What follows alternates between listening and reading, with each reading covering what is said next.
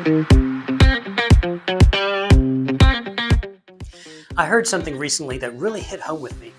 This came from one of my strategic partners in a meeting that we were having, and it's been playing in my mind ever since.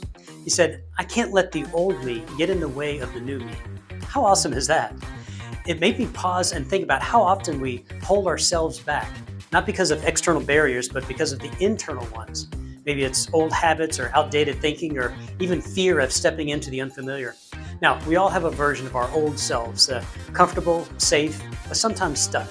And then there's the new me, the aspirational, forward-looking, and ready to grow. But here's the catch. As we explored last week, transformation isn't just about adding new tools to your belt. It's about recognizing and retiring the tools you no longer need. Now, take me for instance.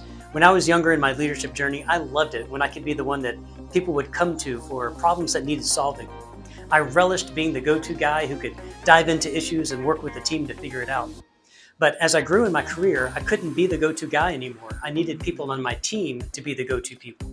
For a while, it was tough for me to step out of that role. I felt like solving problems was my value add and I was no longer able to do it. But after a while, I realized my value manifested in different ways. Was making the shift easy? Not really, but the growth, totally worth it. So here's my challenge for you. What parts of your old you might be holding you back from becoming your new you? Is it a reluctance to delegate and an avoidance of conflict, or maybe a belief that you're not even ready for that next big step? Whatever it is, give yourself permission to just let it go. Growth doesn't happen in those comfort zones. It happens when we actively choose to evolve.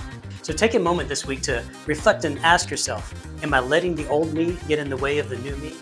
Now, if the answer is yes, don't beat yourself up. Just take the next small step forward. So let me know in the comments what's one thing that you're working on to become your new you. Now, let's go out there and inspire each other. Have a great day.